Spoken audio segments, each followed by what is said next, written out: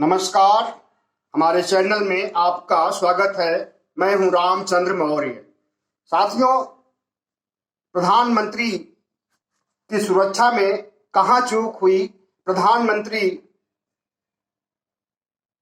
की रैली क्यों नहीं हो पाई और प्रधानमंत्री क्या राजनीति कर रहे हैं अपनी सुरक्षा को लेकर के, आज हम इसी विषय पर चर्चा करेंगे और जानना चाहेंगे कि क्या ये शुद्ध राजनीति है या हकीकत में ऐसा कुछ हुआ है। प्रधानमंत्री की जान को कोई खतरा था या कोई साजिश रची गई थी या कोई षड्यंत्र था। अगर ऐसा था तो बहुत गलत था, बहुत दुर्भाग्यपूर्ण था। आज हम इसी पर चर्चा करेंगे। चर्चा के पहले आपसे अनुरोध है कि हमारे चैनल को सब्सक्राइब कर लें, लाइक करें और शेयर करें। तो साथियों, कल से जब से ये घटना सामने आई है कि प्रधानमंत्री की रैली जो फिरोजपुर में थी उसमें प्रधानमंत्री जा नहीं सके और रास्ते से ही उन्हें बेरंग लौटना पड़ा।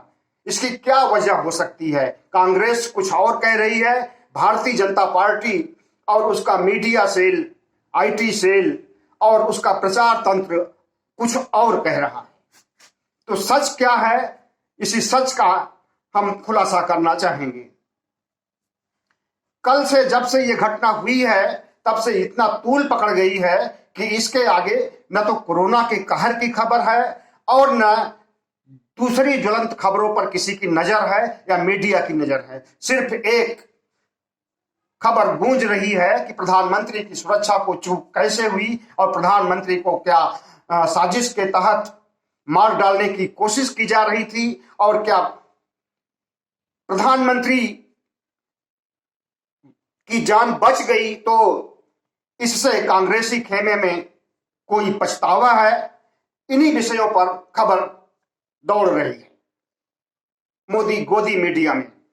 आज प्रधानमंत्री ने राष्ट्रपति से मुलाकात किया और चिंता जाहिर किया कि उनकी जान को कल खतरा उत्पन्न हो गया था और वे बाल बाल बच गए।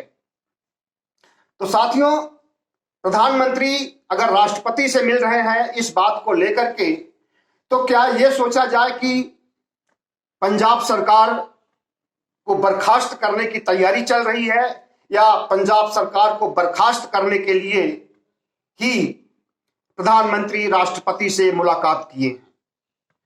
जी हां, संभव हो सकता है, क्योंकि जिस तरह से इस मामले को तूल पकड़ाया जा रहा है कल से, उसमें प्रधानमंत्री पीछे नहीं रह सकते हैं और इनका प्रचार तंत्र, इनकी प्रचार की ब्रिगेड पूरी ताकत लगा करके देश के लोगों को गुमराह कर रही है। जबकि सच्चाई कुछ और है। सच्चाई ये है कि फिरोजपुर की रैली, जहां पर इनकी रैली होने वाली थी और कई उद्घाटन शिलान्यास करने वाले थे करोड़ों रुपए की, जैसा कि हर जगह करते हैं चुनाव के पहले हमेशा प्रधानमंत्री जी वही करने के लिए कल जा रहे थे। लेकिन प्रदेश की जनता इतना बौखलाई हुई है, आज से नहीं 1 साल पहले से, जब से कृषि कानून बने थे और उन कृषि कानूनों को वापस लिए जाने के बावजूद अभी तक एमएसपी गारंटी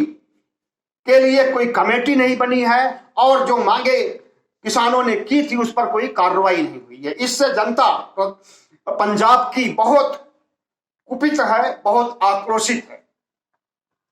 इसलिए प्रधानमंत्री की रैली में भीड़ इकट्ठा ही नहीं हुई, 125 लोग इकट्ठा हुए थे, ऐसा एक खास मीडिया चैनल का कहना है।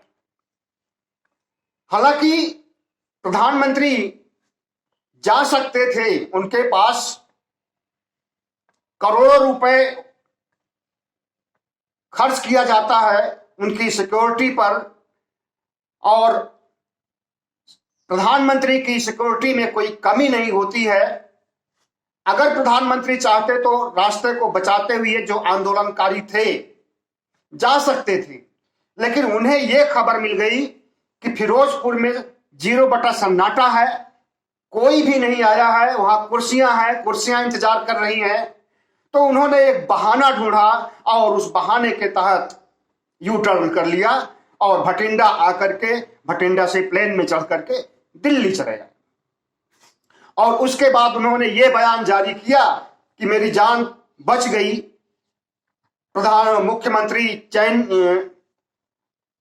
मुख्यमंत्री पंजाब के मुख्यमंत्री को यह संदेश पहुंचा दीजिए। बहुत बहुत धन्यवाद पंजाब के मुख्यमंत्री को।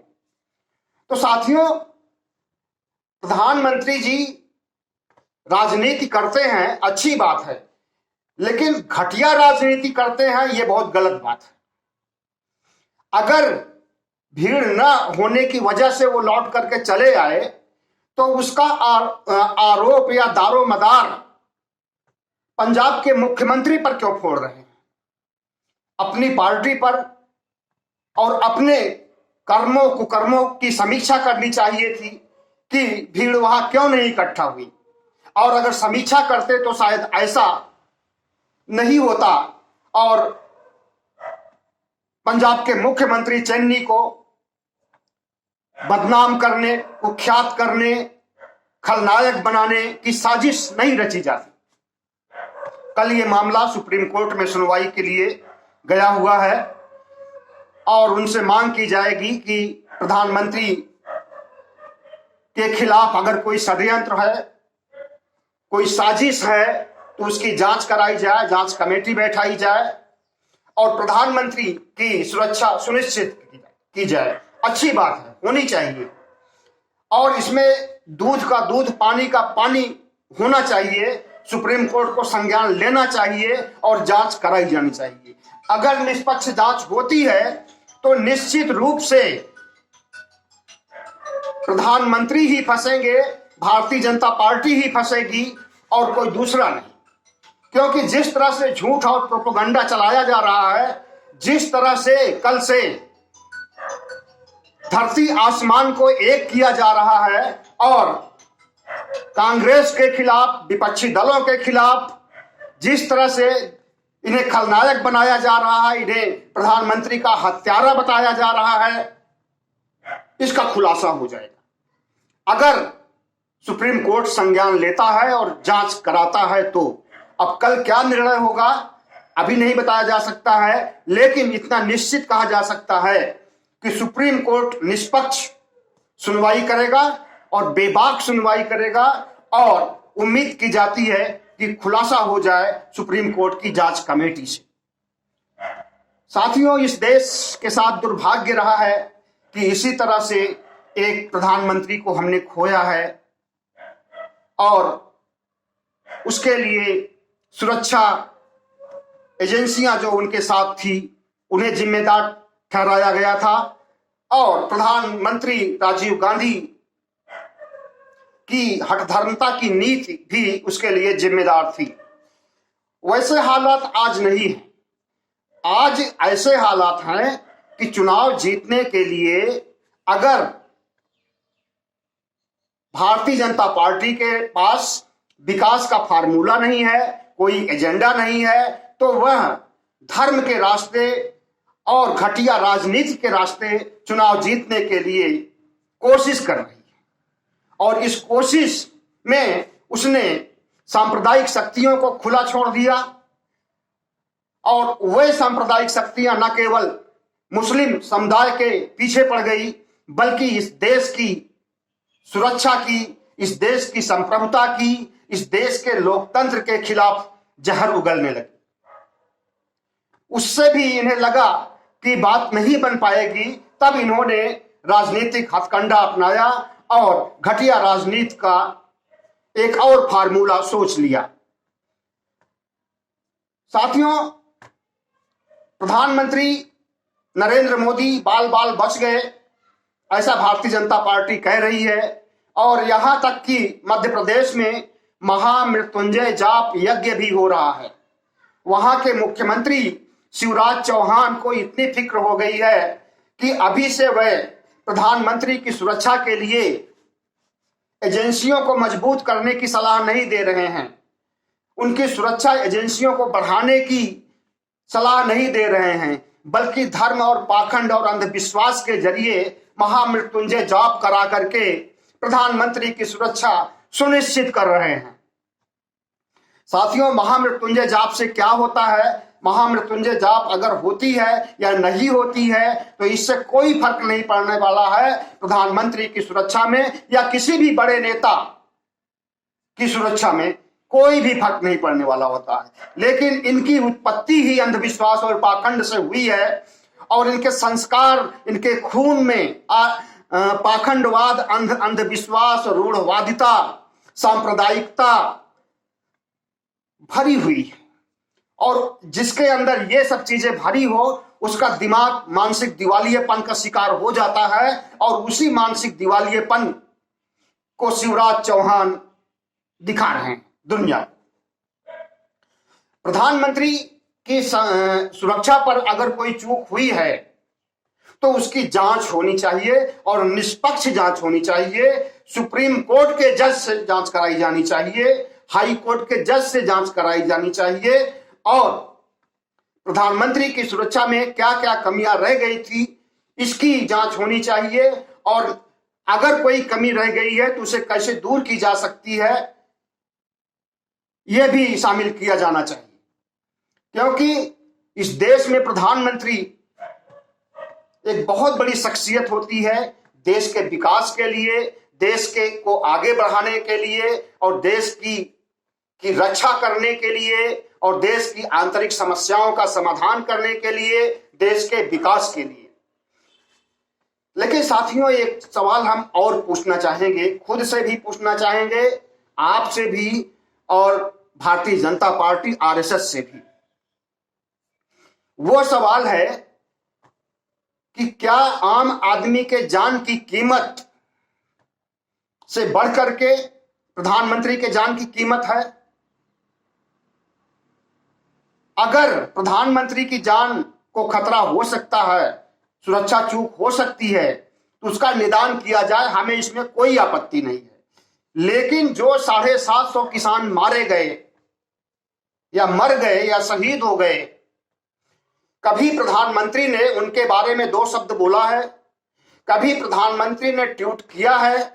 कभी प्रधानमंत्री ने उन्हें श्रद्धांजलि दिया है?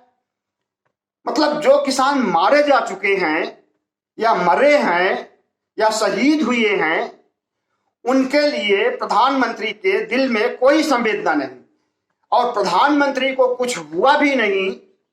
प्रधानमंत्री की सियासी नौटंकी थी ये और इस सियासी नौटंकी के तहत देश भर में ऐसा माहौल बनाया जा रहा है कि प्रधानमंत्री के साथ सहानुभूति की लहर उमड़े, हमदर्दी आए प्रधानमंत्री के प्रति, भारतीय जनता पार्टी के प्रति और 5 राज्यों के चुनाव में उसे भुनाया जा सके। कानून व्यवस्था हर राज्यों में कैसी है, अपराध कितने बढ़ गए हैं, अपराधियों का बोलबाला कैसे है, कैसे ठोक दो की राजनीति चल रही है, कैसे ठोके जा रहे हैं लोग, इसे बताने की जरूरत नहीं है। कोरोना से कितने लोग मारे गए हैं, लाखों लोगों की मौतें हुई थी, लोग चीख चिल्ला रहे थे ऑक्सीजन के लिए, वेंटिलेटर के लिए, आईसीयू के लिए। तो आम आदमी की मौतें जो लाखों हुई उसके पास देश के लिए चिंता करने के लिए टाइम नहीं है। किसानों की मौतें हुई उसके लिए देश को और प्रधानमंत्री को, मंत्रिमंडल को, राष्ट्रपति को, सुप्रीम कोर्ट के जज को चिंता करने की जरूरत नहीं है और प्रधानमंत्री को कुछ हुआ भी नहीं, एक सियासी नौटंकी थी, इस पर सबकी चिंताएं बढ़ गई। साथियों, हमारा देश प्रजातंत्र है और प्रजातंत्र में एक मंत्री और एक संतरी, एक राजा और एक रंक, सबके जान की कीमत बराबर होती है। अगर प्रधानमंत्री के साथ दुर्घटना होते होते बच गई, उनकी जान सांसत में थी, उनकी जान को खतरा था और वे बच गए, तो इसके लिए तो खुशी मनानी जानी चाहिए थी और जो कमी थी उसे निवारण करना चाहिए था। इस पर राजनीति करने या हंगामा खड़ा करने की क्या जरूरत थी? लेकिन नहीं, हर चीज को राजनीति से जोड़ करके और उस घटिया राजनीति को चुनाव से जोड़ करके देखने की आदत पड़ गई। हम कहते हैं कि भारतीय प्रजातंत्र में विपक्ष या विपक्षी दल की सरकारें कभी भी ये नहीं सोच सकती हैं कि प्रधानमंत्री की जान को कोई खतरा हो। कितना भी आपसी मनमुटाव हो, कितना भी आक्रोश हो, लेकिन प्रधानमंत्री का जान लेने के लिए हमारे प्रजातंत्र में किसी भी पार्टी के मन में ऐसी मानसिकता नहीं है और किसी भी संगठन के मन में भी ऐसी मानसिकता नहीं है कि प्रधानमंत्री की हत्या कर दी जाए या प्रधानमंत्री को एक साजिश के तहत, षड्यंत्र के तहत उनकी जान को खतरा उत्पन्न किया जाए। हमारा देश पाकिस्तान नहीं है जहां पर कि राष्ट्रपति को, प्रधानमंत्री को गोली मार दिया जाता है, या कोई ऐसा देश नहीं है जहां पर कि प्रधानमंत्री और राष्ट्रपति की जान को खतरा हमेशा बना रहता है। हमारे देश में भले ही राजनीतिक मतभेद हो, सामाजिक मतभेद भी हो, ऊंच नीच भी हो, अस्पृश्यता भी हो, इसके बाद मतलब हर तरह की अत्याचार को सह लेंगे, बर्दाश्त कर लेंगे और उस अत्याचार से निपटने के लिए कोशिश भी करेंगे। लेकिन उस अत्याचार से निपटने के लिए कोई प्रधानमंत्री की जान लेने की कोशिश करे, असंभव है, कभी नहीं हो सकता है। ना पहले कभी हुआ है, ना आज हो रहा है और ना आगे कभी होगा। हमारा प्रजातंत्र इतना गहराइयों में है, उसकी नींव इतनी गहराइयों में है कि इस तरह की शक्तियों को बर्दाश्त नहीं कर सकती, इस तरह की मानसिकता को बर्दाश्त नहीं कर सकती है। आरएसएस भले ही बर्बर संगठन हो, भले ही आतंकवादी संगठन हो, लेकिन वो भी किसी राज्य के बीजेपी के अलावा दूसरे पार्टी के मुख्यमंत्री को मार डालने की कभी साजिश नहीं रच सकता है।